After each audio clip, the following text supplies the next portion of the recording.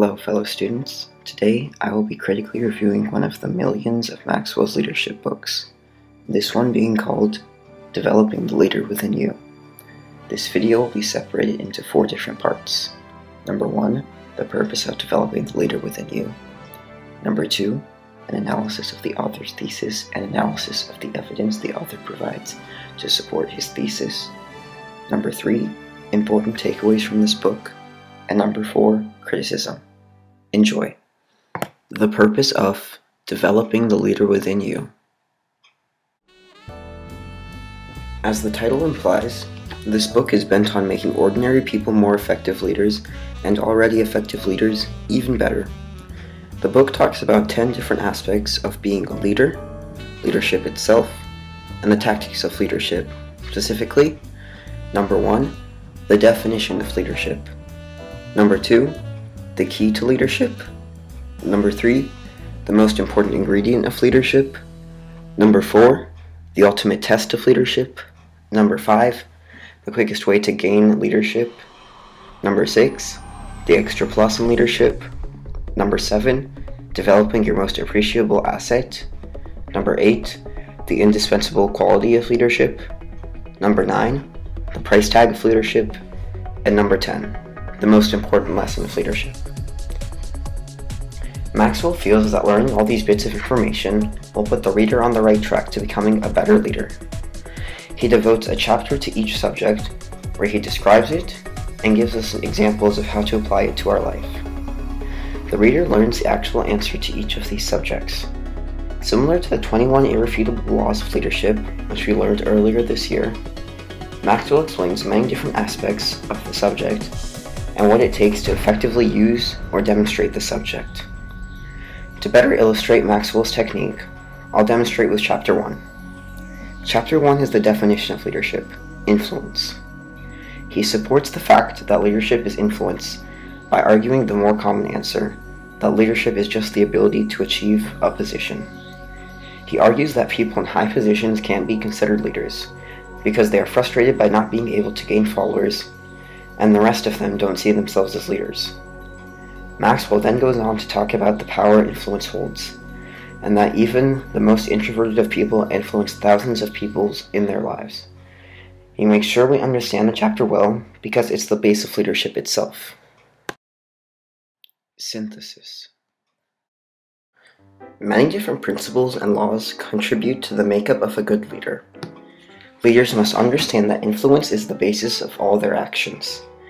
A leader must realize the importance of setting priorities, creating positive change, knowing how to problem solve, and having commitment to self-discipline.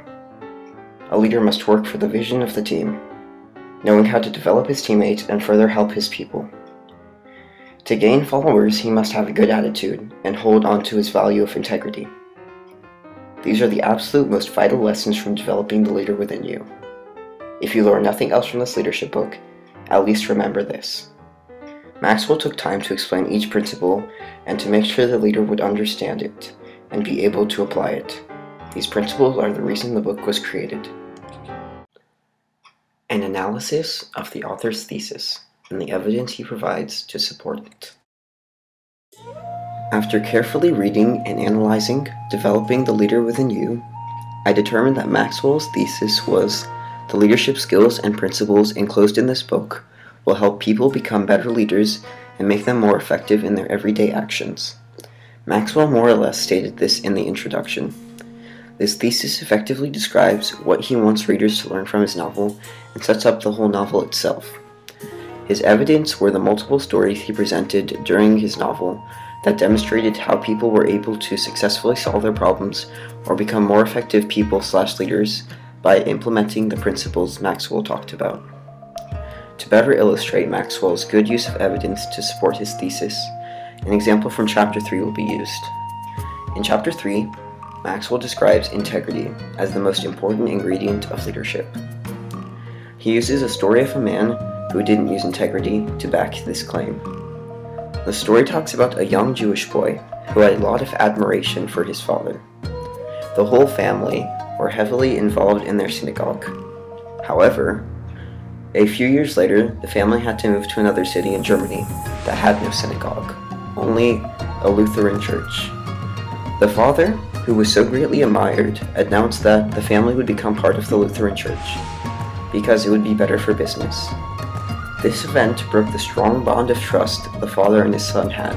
His love for him turned to bitterness and hate. The child left Germany for England to study. He spent his time in the library, forming ideas and creating his own book. He gave up on religion and created a completely new worldview. This man ended up to be the leader of the communist movement, and his name was Karl Marx. And this man's whole life changed, and in turn changed the history of the world because of a father who lost his concept of integrity. Important takeaways from this book. Obviously, it's always important to take away important information from the books you read. The purpose of the book was to use the principles, tactics, and aspects of leadership Maxwell talked about in his novel. But which ones are most important to the members of this class and grade? Many of the principles we've already learned ourselves in leadership class. So what about some tools and tips Maxwell has given in his book? Planned neglect. Planned neglect was part of the Key to Leadership chapter about priorities. Planned neglect was a technique developed by a young concert pianist. She said as a kid, she found it much harder to practice her piano skills. In the morning, she would do anything that came to her attention before she was finally able to practice piano. She realized that if she wanted to become a better pianist, she would have to reverse it. Until she finally completed her practice effectively, she neglected everything else. This is something many of us already do sparingly. For example, the weekend before a big documentary is due, a large amount of students might put off everything else to finish it. But, of course, that didn't happen. At all. Checklist for change. In the 21 Irrefutable Laws of Leadership, we learn that both the correctness of a decision and its timing determine its outcome. In developing the leader within you, Maxwell created a checklist for change to help determine whether a decision is correct. There are 11 yes or no questions on the checklist for change, ranging from, will this change benefit the followers, to, are physical, financial, and human resources available to make this change? Once you have answered yes or no to all of these questions, you will better understand whether it is a good decision. The 10 Commandments of Confrontation.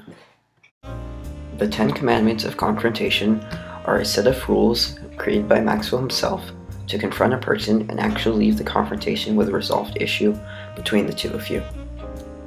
Examples of the commandments are to do it privately and not publicly, to speak to one issue at a time, don't overload the person with a long list of issues, avoid sarcasm. Sarcasm signals that you are angry at people, not at their actions, and may cause them to resent you, and many others. Criticism. Although he may be the deity of leadership, John C. Maxwell is an author like every other author, and has to face critics too. Similar in too many ways? Developing the Leader Within You was by no means a bad book, but, in the end, was it any different from any other leadership book I had ever read? The answer is no. It was very similar to the 21 Irrefutable Laws of Leadership. Many of the principles from developing the leader within you were the same as those in the book. Examples, influence, and priorities. It seems as if the 21 Irrefutable Laws of Leadership is just an expansion of developing the leader within you. Too many stories? Not enough time analyzing and explaining? It seems to be that Maxwell's trademark is to use multiple different stories and situations to describe the laws and principles he teaches us. We saw it in every chapter in the 21 Irrefutable Laws of Leadership. However, this story didn't use one or two stories for each principle, rather one or two every few pages. It eventually becomes a collection of Peanuts comics, historical references, and poems. The fact that there are so many stories isn't the problem. It's the fact that there are more stories than there are explanations and application of these laws/principles. The stories replace vital further explanation needed for further comprehension of the laws and principles. Conclusion. Developing the Leader Within You was a good read. but the people of this grade should avoid reading it. After reading both the 21 Irrefutable Laws of Leadership by Maxwell and the 7 Habits of Highly Effective People by Covey, it provides nothing tragically different or provides any additional information for the students of this freshman year to learn. For the leader in progress who hasn't yet begun any sort of training, this book is perfect to understand the makeup of a great leader.